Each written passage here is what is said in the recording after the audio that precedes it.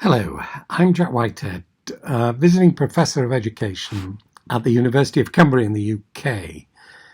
And I'm particularly pleased to be talking to the ATEE conference today because it's on a topic which has really occupied me since 1967. You know, that's well over 50 years, when I did the first special study of my professional career on the initial teacher education course at the University of Newcastle. And it was entitled The Way to Professionalism in Education ? And it resonates so much with the theme of our conference today on reimagining and remaking teacher education, with a focus on identity, professionalism, and creativity in a changed world. I'm also really pleased to be following the keynote by Gert Biester, because Gert focused on something which again has been a preoccupation of mine in terms of really trying to understand what is educational. And I'm focusing on the values and the language that we need, just as Gert is advocating in terms of the art of education, but also this idea of what is educational. And I know in his earlier books, Gert stressed the importance of responsibility and also with the values that actually constitute this new language of education. The theme that I've chosen for my contribution today is on enhancing professionalism in education through living educational theory research. And the importance of this theme to me came out of my studies of educational theory when I studied with philosophers at the London Institute between 1968 and 72, where they said that educational theory was made up of the philosophy, psychology, sociology, and history of education. Now, I'd moved from being a science teacher in a classroom to head of science at Earconwall Comprehensive. And I studied for my master's my own practice. And what I discovered was that as I tried to improve my practice and ask that question, how do I improve what I'm doing? I couldn't generate a valid explanation from any of the disciplines of education, either individually or taken in any combination.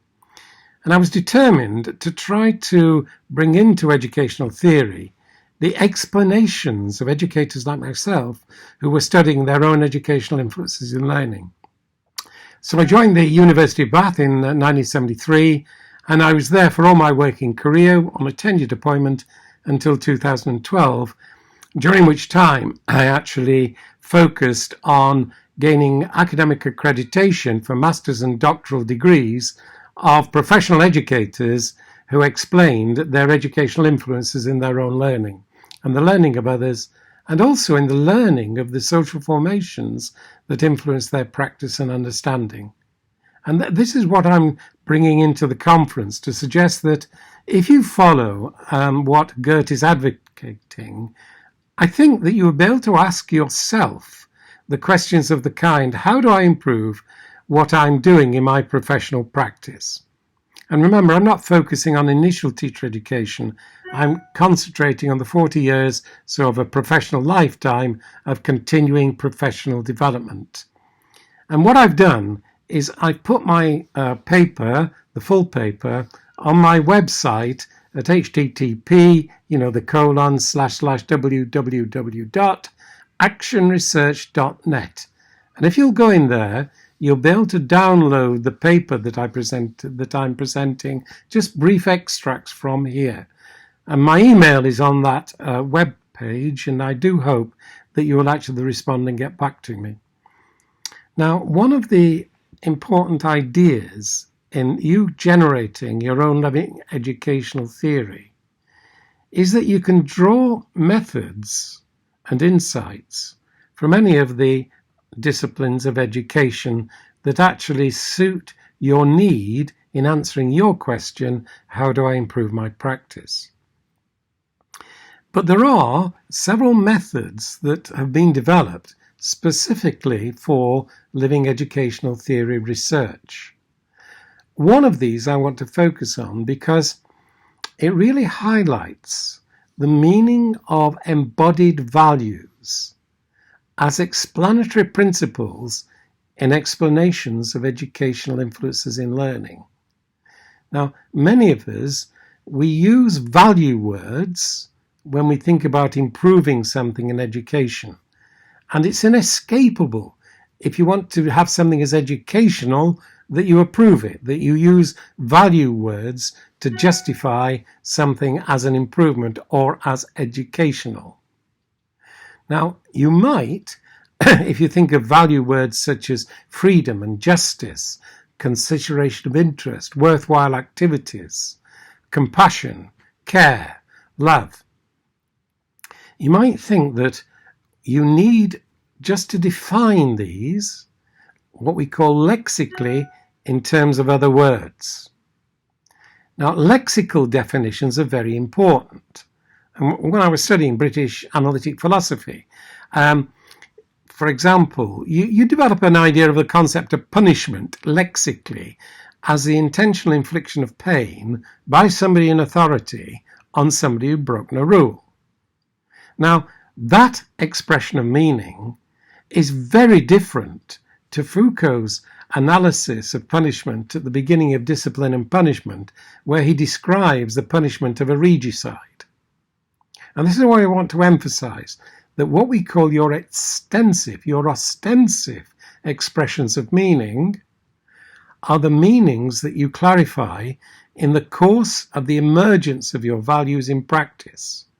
And this is why we often use digital visual data to communicate the meanings of these values using a process of empathetic resonance. And this involves moving the cursor along the digital video until a moment of the highest intensity of your experience of the expression of a value. And I describe how this has been done within my paper with the evidence from the papers where this is shown how to do it. And I just really want to emphasize the importance of that idea of empathetic resonance, but with data from your own practice. The digitalization of it allows you to move the cursor backwards and forwards very quickly so that you can detect those moments of intense empathy. The other areas that you can use methods from the traditional disciplines, for example, the action reflection cycles from action research. I often advocate, if you ask a question, how do I improve my practice? You can actually do that by going through those inquiry cycles. Okay, I've got a concern. I imagine what to do. I act on it and gather data so that I can make a judgment about how effective I'm being. You evaluate your practice in relation to your values, and then you can generate a new either problem or idea or plan of action in terms of the new evaluations that are coming forward to help you improve your practice. And then you can actually create and share an explanation of your educational influences in learning. One of the issues that has often come up, this is at the early days in the 80s and 90s of living educational theory research, was that the explanations you and I can just generate ourselves are often criticized on the ground of just being anecdotal or merely subjective. And that is why I advocate the use of Karl Popper's insight about how to enhance the objectivity of an explanation using what he calls the mutual rational control of critical discussion. And the way in which I believe that we can all do this is by establishing what are called validation groups between 3 to 8 people who will actually ask the questions that Jürgen Habermas asked in his Evolution and the Communication of and the Evolution of Society, when he said, look, there are 4 criteria of social validity that we use. And I advocate the use of these in the validation groups, where you can ask your validation group to suggest ways you can improve the comprehensibility of your explanation. You can ask them, how can you strengthen the evidence that you offer to justify a claim to know something? It's important to recognize that all of us are influenced by the socio-cultural, socio-historical influences on our practice and understandings. When I was a science teacher, what I did in the classroom was influenced by government policy on the curriculum in science. It was influenced by funding from the local authority in terms of the resources that I could buy for my students. And it's important in your explanation to bring in the explanations which are influenced by the socio-cultural and socio-historical influences on your practice and your understanding. And the fourth criteria is one you might find strange, but it's very important in living theory, educational theory research, and it is to do with authenticity, that your explanation shows that you're living as fully as possible the values that you claim to hold. And your validation group can make suggestions about how you can actually do this and live these values more fully.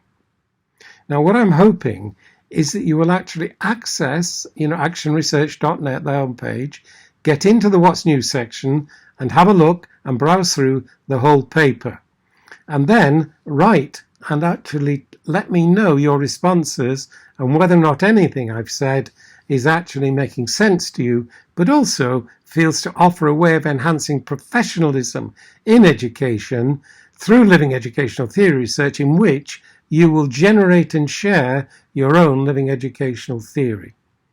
And to start the process, on the What's New page of my website, you will see a whole section on living posters from around the world, where practitioners like ourselves have shared their initial thoughts to show the context in which they're working and to show what it is that they're wanting to improve within their inquiries.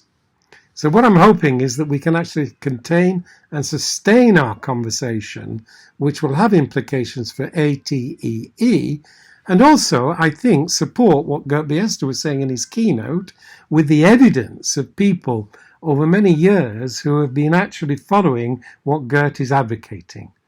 Okay, so I'll say goodbye for now, but I do hope you will get in touch. Okay, many thanks. Bye-bye.